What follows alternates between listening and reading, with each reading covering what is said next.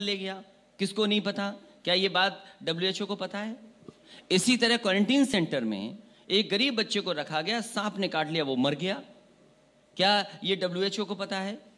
और उस कोविड के दौरान न जाने कितना मजदूर महाराष्ट्र से, गुजरात से पैदल चल करके आया और चलते चलते लोगों की जान चली गई। 90 लोगों की जान गई है, किसी की मदद सरकार ने नहीं की। तो कैसे हैंडल किया उन्होंने? किस तरीके से लॉकडाउन किया? या जो उस समय बीमार हुए, उनके मंत्री तक बीमार हुए, उनके कैबिनेट मंत्रियों की जान चली गई। तो अगर जान चली गई है उनकी और इस वैश्विक महामारी ने जो जान ली है, उसके बाद भी सरकार कह रही है कि काम अच्छा किया है, और फिर जब दुनिया में सबकी नौकरियां गईं, वेतन कट गया, कोई बता दे जिसका वेतन ना कटा हुआ हो। सरकारी जितने कर्मचारी हैं सबका वेतन कट गया, लोगों की नौकरी चली गई, बिजनेस नीचे चली गई। उसके बाद कह रहे हैं कि कोविड में इंतजाम अच्छा था। पर लॉकडाउन के वक्त तो क्योंकि सब कुछ बंद हो गया था, तो इसलिए इकोनॉमी, पूरे देश की अर्थव्यवस्था डाउन हुई। लेकिन उसके बाद वी शेप हमने रिकवरी भी देखी, ऐसे नीचे आई इकोनॉमी और फिर ऐसे ऊपर भी गई। ये ग्राफ बनाना आसान है जी, सरकार ये कहती है पर कैपिटा इनकम बढ़ी है, पर ग्राफ भी फैक्ट्स पे ही बनता है अखिलेश जी। नहीं, लेकिन फैक्ट किस बात के लिए ले रहे हैं आप? फैक्ट कहां से लेकर के आ रहे हैं? देखिए, भारतीय जनता पार्टी को अगर समझना है जी, और इन आंकड़ों को समझना है, जो दो बिंदु पे आपने कहा है जी, तो भारतीय जनता पार्टी को ये मान लीजिए कि उनका विजन टेलीविजन है, तो आप बिल्कुल समझ जाएंगे कि वो आंकड़े कहां से आ रहे हैं। अच्छा, उनका विजन टेलीविजन है।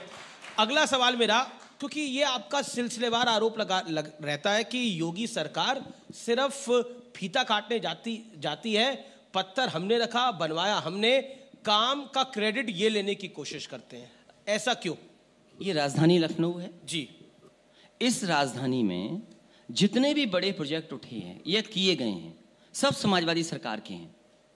आप मेट्रो देखिए, जहां तक जाती है वहां से वापस आ जाती है, उसके आगे नहीं ले जा पाई। क्या कारण है? अभी मैं गोमती का क्रॉस करके आया हूं, one of the best river front बनाया है, और ये देश की तमाम सरकारों को उदाहरण पेश कर रहा है कि अगर नदी शहर में साफ करनी है तो ये रास्ता है कि अगर इस तरीके से आप नालों को रोक दें और गंदगी नदी में ना पहुंच पाए तो आपकी नदी साफ बहेगी। तो ये कौन सा काम किया इन्होंने? मुझे ये बताएं कि लखनऊ में, केवल लखनऊ में बता दें कि सबसे बड़ा काम भारतीय जनता पार्टी का क्या है। एक बड़ा काम बता दें, नाम बदल दिया, लोक भवन में अपने सबसे बड़े नेता की प्रतिमा लगा दी, हमें कोई नाराजगी नहीं उससे। अभी गोरखपुर में सबसे बड़ा काम हुआ है कि इटावा से वो शेर लेकर के आए हैं, जू बनाना सबसे बड़ा काम है उनका।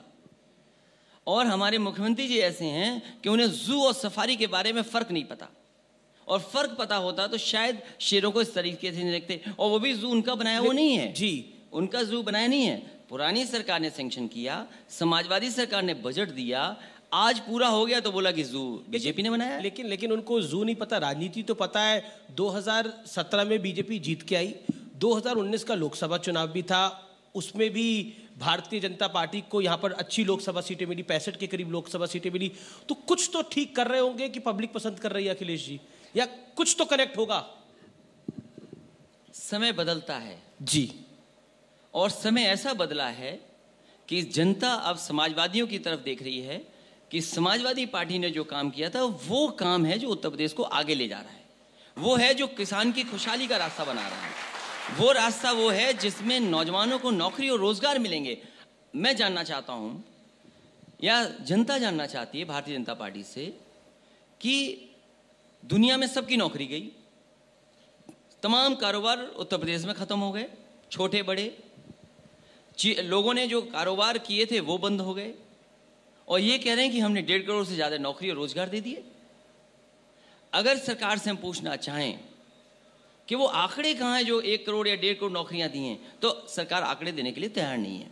आज आखिरी सत्र में योगी जी आएंगे, मैं जरूर पूछूंगा, और आपका नाम लेके उनसे ये सवाल पूछूंगा, जरूर पूछूंगा। आप केवल इतना कहिए, क्योंकि ट्रांसपेरेंट जमाना है जी, जिन 1.5 करोड़ लोगों को नौकरी दी है, आप उसको किसी ऑनलाइन कर दीजिए, पोर्टल पे डाल दीजिए कि इस जिले में इतने इतने लोगों को नौकरी और रोजगार मिला है सरकार से। देखिए, मैंने योगी आदित्यनाथ का सदन में भाषण सुना, तो उन्होंने बोला लॉकडाउन में जो मजदूर आए वो वापस नहीं गए, उनको रोजगार यही मिल गया, यही हमारी सबसे बड़ी जिम्मेदारी थी और वो हमने कर दिखाया, और इसी वजह से उपचुनावों में हमारी जीत हुई। उपचुनावों में जिस तरीके से जीत हुई, वो जीत बीजेपी की नहीं थी, वो सरकारी जीत और प्रशासन की जीत थी। आपने एम्बुलेंस लगा दी बाहर, बड़ा आरोप लगा है। एम्बुलेंस लगा दी बाहर, कहा कि अगर वोट डालने गए तो समझ लो कोविड में तुम्हें एम्बुलेंस में बैठा करके अस्पताल पहुंचा देंगे, आपका टेम्परेचर नापेंगे, सीधे अस्पताल ले जाएंगे आपको। ऐसे तो चुनाव जीते ही हैं। तो आप कह रहे हैं कि प्रशासन की जीत थी, वो योगी आदित्यनाथ की जीत नहीं थी? पूरी सरकारी जीत थी। सरकारी जीत थी। ऐसा क्यों है अखिलेश जी, जब भी भारतीय जनता पार्टी जीतती है तब ईवीएम पे सवाल होता है, सरकारी जीत होता है, सीबीआई ईडी की जीत होती है, और जब भी विपक्ष जीतता है तो वो उनकी जीत होती है? ऐसा क्यों? क्यों ना हो। अभी बैलेट से चुनाव हुआ, जहां बनारस में लाखों से हारे थे, वहां बैलेट ने ईवीएम को हरा दिया। क्यों नहीं सवाल उठे? लेकिन ये सवाल इस समय इसलिए महत्वपूर्ण नहीं है क्योंकि हम बदल नहीं सकते अभी ईवीएम, हम बैलेट पेपर नहीं ला सकते।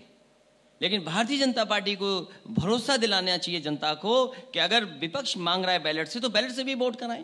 पर आखिर क्या नाराज